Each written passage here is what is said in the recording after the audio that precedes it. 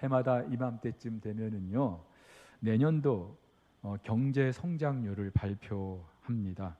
한국은행이 발표한 내년도 대한민국 경제 성장률 2.7%입니다. 올해와 거의 같은 수준이라고 합니다. 그만큼 내년도에도 경제가 그다지 밝지 않을 거라는 전망이죠.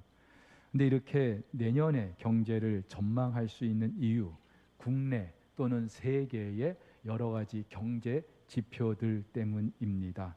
이런 지표들이 괜찮으면 긍정적으로 전망을 합니다마는 그렇지 못할 경우 부정적으로 전망할 수밖에 없죠. 근데 한 국가뿐만이 아니라 모든 것이 그래요. 여러분 야구에 조금 관심이 있는 분들, 미국 LA 다저스가 얼마 전에 오타니 쇼헤이라고 하는 한 선수를 10년간 7억 달러를 주고 영입을 했다고 합니다. 우리 돈으로 하면은 1조 원에 육박하는 천문학적인 돈입니다.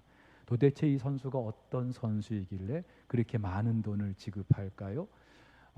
투수면 투수, 타자면 타자, 못하는 게 없어요.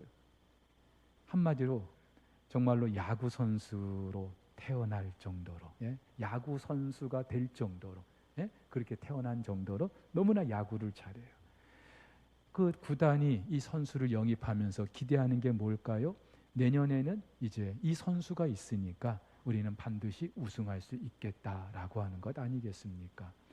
여러분 가정에도 또 여러분 각 개인도 2024년도가 이제 시작이 되는데 올해보다는 내년도가 더 낫겠다, 더 좋겠다, 그렇게 전망할 수 있는 여러 가지 근거들이 있지 않습니까? 또 그런 것들이 정말로 괜찮으면은 자랑할 만한 것도 되지 않겠습니까? 자, 그렇다면은 여러분의 인생에 아니면 2024년도에 이것 때문에 나는 내 인생 정말 기대된다라고 하는 거 무엇이 있겠습니까? 빌립보 교회는 바울이 제2차 전도 여행 때 세운 첫 번째로 세운 교회입니다. 근데 이 교회가 바울이 세웠기 때문도 있지만 정말로 좋은 교회였어요. 그래서 바울은 이 교회를 생각할 때마다 감사하고 이 교회를 위해서 기도할 때마다 그 안에 기쁨이 넘쳤다고 합니다. 교회가 세워지고 나서 지금 바울이 옥에 갇혔는데도 지금까지 변함없이 바울의 동역자가 되어 주었던 고마운 교회이고요. 또 교회 안에 사랑의 위로와 성령의 교제와 긍휼과 자비가 넘쳤던 아주 이상적인 교회입니다. 하지만 세상에 문제없는 교회 없다고요. 빌립보 교회도 마찬가지였습니다. 특별히 교회 안에 유오디아, 순두계라고 하는 두 여성 지도자의 갈등과 알력이 그랬고요. 또 복음으로 인해서 로마 당국으로부터 받는 외부적인 핍박과 박해도 있었습니다. 그런데 정말 이 빌립보 교회를 위험에 빠뜨릴 만한 일이 하나 있었는데 이 교회 안에 흘러들었던 거짓 교사들 때문입니다. 바울은 이들을 일컬어서 오늘 2절에서 개들이다, 행악하는 자들이다, 아주 원색적으로 비난하고 있습니다. 여기서 말하는 개는요, 애완견이 아니에요. 떼를 지어 다니면서 아주 야비하게 무자비하게 먹이를 사냥하는 그런 들개떼, 그런 들개들처럼 이 교회에 들어와서 교회를 어지럽히고 혼란스럽게 하는 무리가 있었다는 거예요. 이들이 누구입니까? 2절 말씀대로 몸을 상해하는 자들. 한마디로 할례를, 여기서 몸을 상해한다는 것은 할례를 말하는데 이전 개역 성경에서는 손할례당이다, 그렇게 번역을 하기도 했어요. 할례의 그 의미를 무시하고 할례의 그 행위만을 강조했던 사람들입니다. 할례 잘 아시죠? 하나님께서 아브라함을 택하시고 그에게 할례를 행하게 하십니다. 아브라함뿐만이 아니라 그 후손들도 할례를 행하게 하시죠. 할례를 행하게 하셨던 그 이유는 이제부터 너희는 내 백성이다, 그것을 말씀하시기 위함입니다. 여러분 미국에 미국이나 호주 같은데 큰 목장에 보면은요 엄청난 양떼, 소떼들이 있습니다. 그런데 그렇게 많은 소떼 또 양떼가 있는데도 저마다 다 주인이 있어요. 왜냐하면 그 소마다, 양마다 낙인이 찍혀 있거든요. 주인의 낙인이 찍혀 있어요. 그 낙인을 보고 이거는 누구 손에 누구 양이네 알 수 있는 거죠. 여러분, 그렇다면 하나님께서도 이 세상에 많고 많은 백성들 가운데 당신의 백성들이 누군지 몰라서 할례를 행하게 하셨던 걸까요? 그렇지 않죠. 하나님이 아브라함을 비롯해서 그 백성들에게 할례를 행하게 하셨던 진짜 이유가 있습니다.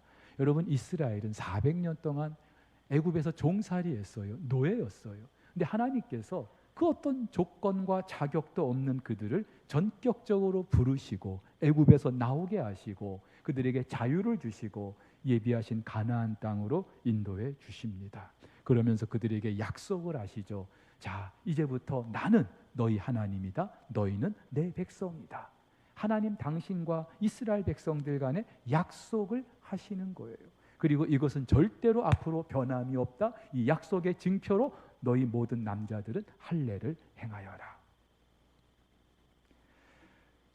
그렇죠. 하나님 약속의 징표로 할례를 받게 하신 거예요. 마치 결혼한 부부가 서로 결혼 반지를 나눠 끼는 것과 같습니다. 근데 여러분, 결혼 반지를 끼웠다고 해서 다 부부가 되는 건 아니죠. 부부가 되었기 때문에 결혼 반지를 끼는 거예요. 실제로 결혼 반지를 끼었어요. 부부예요. 남들이 볼 때는 세상에 그런 인고 부부가 없어요. 그런데 집에서는 완전히 남남처럼 지내는 그런 부부들도 있지 않습니까?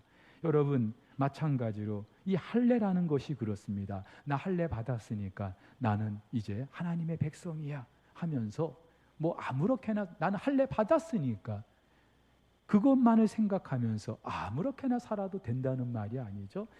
내가 할례를 받았다는 걸 생각하면서 나같이 우리 민족같이 자격 없고 조건 없는 그런 사람들을 당신의 백성 삼아 주신 것에 대해서 감사하며 또 기뻐하면서 그렇게 살아가도록 하나님께서 할례를 행하게 하신 거예요. 무엇보다 이 할례가 의미하는 것이 있죠. 궁극적으로 예표하는 것이 있습니다. 장차 예수 그리스도를 통하여 당신의 백성을 삼아 주실 것. 그래서 신약의 이 할례를 우리가 세례로 그렇게 우리가 바꿔서 또 행하지 않습니까? 세례가 무엇입니까? 내가 죄인인 것을 알고 예수가 나의 주, 나의 구원자 되심을 믿고 그 예수님을 영접하여서 내 모든 죄 사함 받고 하나님의 자녀가 되었다고 하는 사실, 이것을 모두 앞에서 증명하고 인정하는 것, 징표가 바로 세례인 것입니다. 하지만 사실 세례 받았다는 그 행위가 우리를 구원받게 해주는 건 아니죠.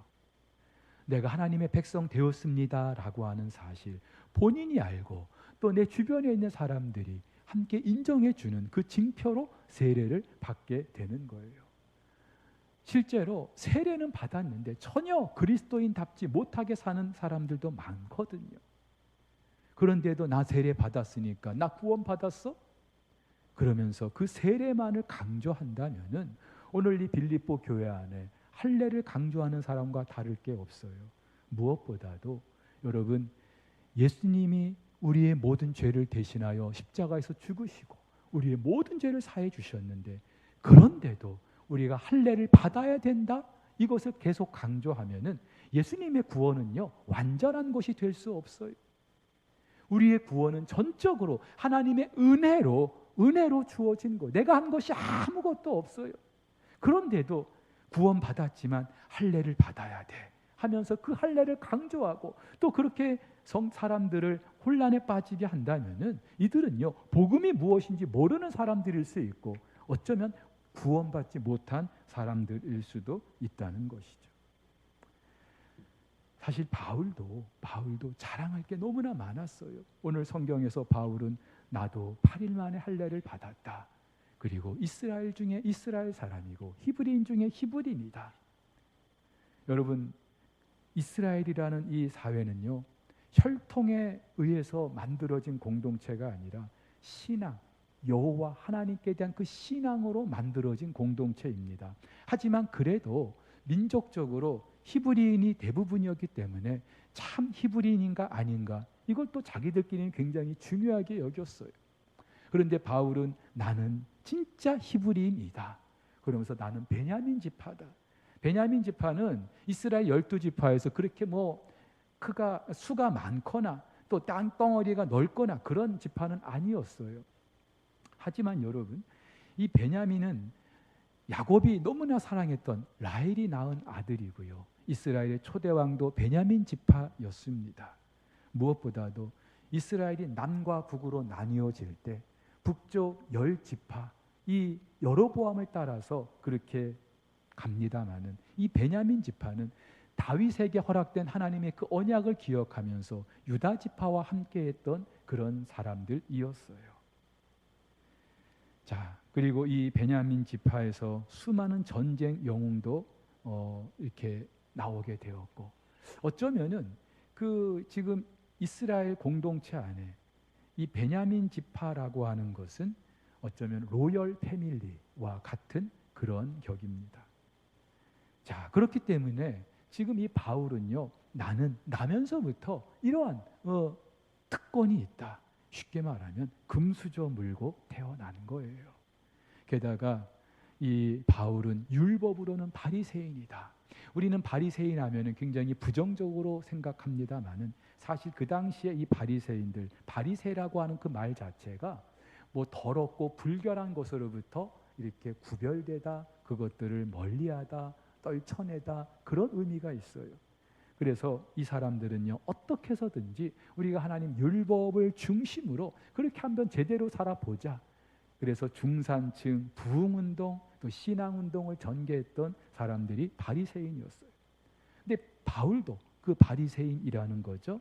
특별히 바울은 가말리엘이라고 하는 당대 아주 훌륭한 율법 학자 밑에서 공부도 했어요. 지금으로 하면은요, 아주 엘리트 코스만 밟고 자란 거예요.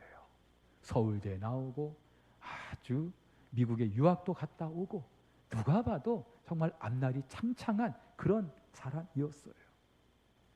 게다가 바울은 그 못지않은 종교적인 열심도 있었습니다. 오늘 6절에 이 열심이라고 하는 이 말은요, 신학적인 의미가 있어요. 이스라엘 백성들이 출애굽해서 이제 가나안에 이르게 되었을 때 모압 평지에 이르게 됩니다. 그런데 이때 이 이스라엘 사람들이 미디안 여자들과 음행을 하고 우상 숭배하는 일이 있게 됩니다.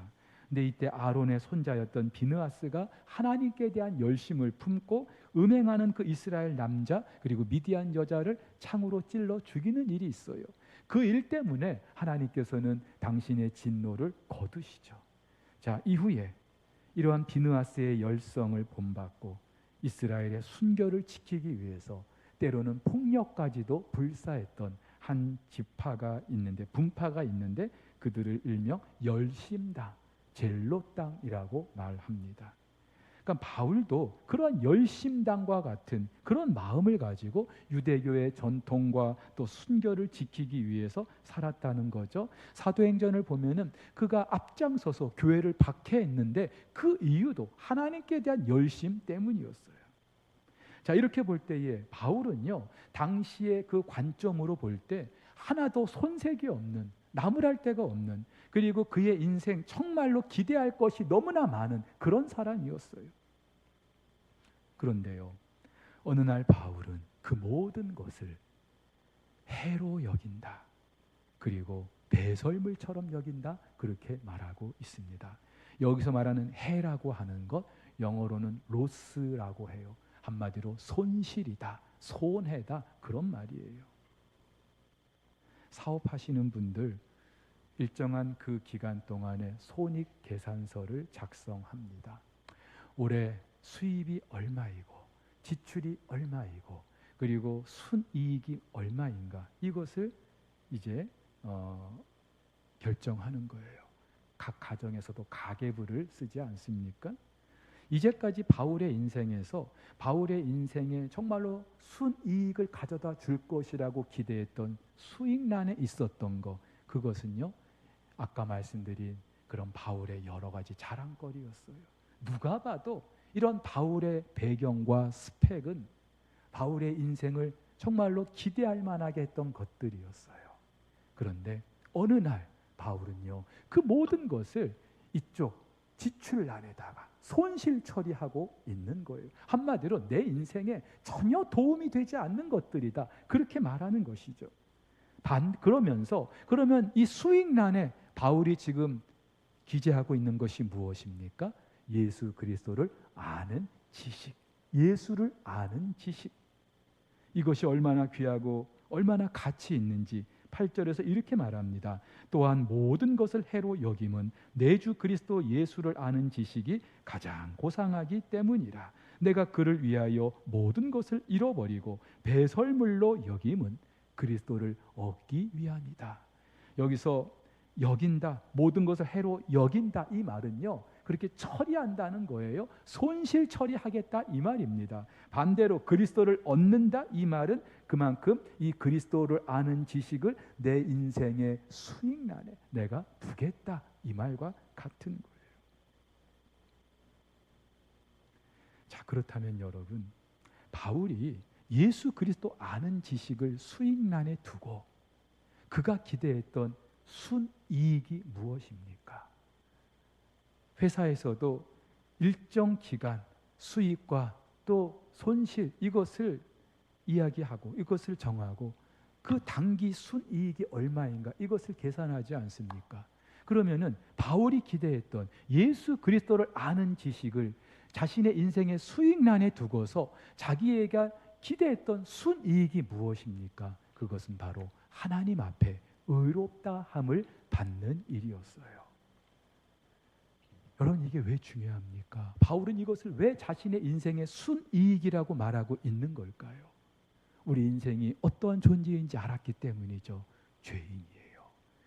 죄가 해결되지 않으면, 이 죄 문제가 해결되지 않으면 이 세상, 눈에 보이는 이 세상뿐만이 아니라 영원한 세상에서도 우리는 누릴 것이 아무것도 없다는 사실, 그 정도가 아니라 영원한 지옥의 형벌을 받게 된다는 사실, 바울은 분명히 알았던 거예요. 그런데 하나님 앞에 내가 의롭다함을 받아야, 이 죄 문제가 해결돼야 내가 내 인생 가운데 지금 이 세상뿐만이 아니라 영원한 세상에서 그 엄청난 것을 내가 기대할 수 있는데, 이것이 바울의 인생에서 순이익이 된다는 것이죠. 그 순이익을 가져다 주는 것이 무엇이라고요? 예수가 어떤 분인지 아는 거예요. 그 예수를 내가 주님으로 영접하는 거예요. 한마디로 바울의 인생에서 엄청난 전환, 가치관의 전환이 있게 된 것이죠. 물론 이런 전환이 있게 해주신 분은 성령님이시죠. 그런데 바울도요, 살면서 이것이 얼마나 귀한 일인지 날마다 그 사실을 알려고 몸부림했다는 것이죠. 사랑하는 우리 성도 여러분, 우리가 하나님 앞에 의롭다함을 받아야, 내 죄 문제가 해결돼야 우리는 하나님이 우리에게 약속하신 그 하나님 나라를 유업으로 받을 수 있습니다. 그런데 그 하나님 나라를 유업으로 받을 수 있는 자격, 우리가 하나님의 자녀가 돼야 하는데, 이 죄 문제가 해결돼야 하는데, 그래서 바울은요, 우리를 의롭다 하신 그 하나님께서 이 땅의 것 정도가 아니라 영원한 하나님 나라를 우리에게 허락해 주신 그 사실 때문에 너무나 감사하면서 감격하면서 이것이야말로 내 인생의 최고의 것이다 고백하고 있는 거예요. 그런데요, 저와 여러분들도 바울처럼 고백할 수 있겠습니까? 올 1년을 지금 우리가 마무리하게 됐어요. 지난 1년을 돌이켜보면서 아직도 내 마음이 불편함이 있다면, 그리고 한 해가 이제 내일부터 시작이 되는데 24년도 별로 기대할 게 없다, 아니 오히려 더 힘들 것 같다, 그렇게 여러분들이 전망하시는 이유가 뭐예요? 어쩌면 우리도 눈에 보이는 이런 저런 것들 때문에 내 인생 해가 바뀌어도 별로 기대할 게 없다, 아니 앞으로 내 남은 인생 별로 자랑할 게 없다, 그렇게 말할 수도 있어요. 그런데요, 바울은요, 누가 봐도 기대할 게 있었어요. 근데 그 모든 걸 다 손실 처리하고 오직 나는 예수 그리스도를 아는 이 지식으로 말미암아 감사하고 이것을 자랑하겠다. 왜요? 그것을 알았기 때문에. 여러분, 차이가 무엇입니까? 그것을 내가 아느냐 모르느냐, 이 차이인 거예요. 물론 성령께서 우리의 눈을 열어 주셔야 돼요. 그래서 바울은요, 이걸 모르고 있는 그 에베소 교회 성도들을 향하여 하나님, 저들의 눈을 제발 좀 열어주세요. 그래서 하나님이 어떠한 분인지 알게 해주시고, 하나님이 우리를 위해서 예비하신 그 하늘의 신령한 복이 무엇인지 좀 제발 좀 보게 해주세요. 저들의 눈을 좀 열어주세요. 그렇게 기도를 했어요. 그리고 바울 자신도 물론 셋째 하늘까지 다녀오면서 그 하나님 나라가 어떤 나라인지 보았지만, 사는 동안에 그 예수 그리스도를 붙들기 위하여 몸부림했던 사람이 바울이었어요. 여러분, 우리도 마찬가지예요. 이 가치를 모르면은요, 내 신앙생활의 연수가 아무리 오래됐다 할지라도 우리는 여전히 세상의 것에 연연할 수밖에 없는 것이죠. 예수님께서 마태복음 13장에서 천국 비유 가운데 이런 예를 드시죠. 한 사람이 밭에 가서 일을 하는데 땅속에 보화, 보물 상자가 있는 걸 발견하게 돼요. 이 밭은 자기 밭이 아니에요. 남의 밭을 소작으로 이렇게 빌어먹고 있는 그런 상황인데, 밭을 열심히 갈다 보는데 어느 날 그 밭 땅 속에 보물 상자가 있는 거예요. 이 보물 상자는 어마어마한 거예요. 내 인생을 완전히 바꿀 만한. 그래서 집에 돌아가서 그 밭을 내가 사야 되겠다. 그리고 자기 집을 팔아요. 이것저것 다 팔아요. 일단 팔 수 있는 거 다 팔아요. 그리고 그 밭을 삽니다. 그 보화가 누구께 되는 거예요? 이 농부의 것이 되는 거죠. 천국이 바로 그러한 것이다. 내가 그 어떤 투자를 한다 해도, 그 어떤 것을 내가 내놓는다 할지라도 하나도 아깝지 않은, 오히려 내게 내 인생에 너무나 수지가 되는 그 일, 하나님 나라를 우리가 얻게 되는 것이라고. 그런데 그것이 바로 예수 그리스도를 아는 지식으로부터 출발한다고. 이것을 아는 사람들은요, 그 하나님 나라를 소망하게 되고 사모하게 되고, 내가 비록 이 땅에서 자랑할 만한 것이 여의치 않다 할지라도 그것 때문에 주눅들지 않고 오히려 당당하게 살아낼 수 있는 줄 믿으시기를 바랍니다.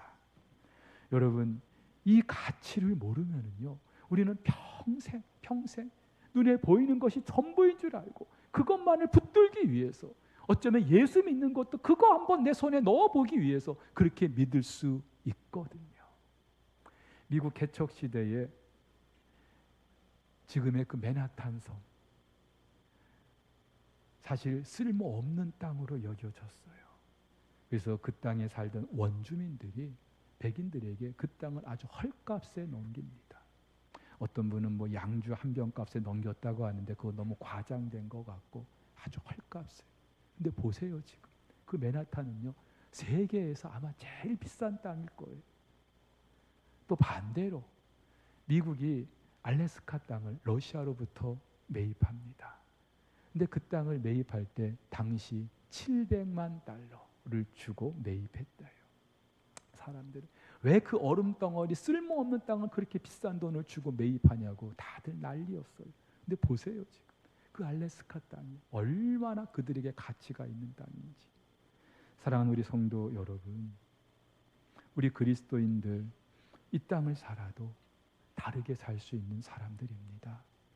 사실 설교하는 저도요, 흔들릴 때가 많아요.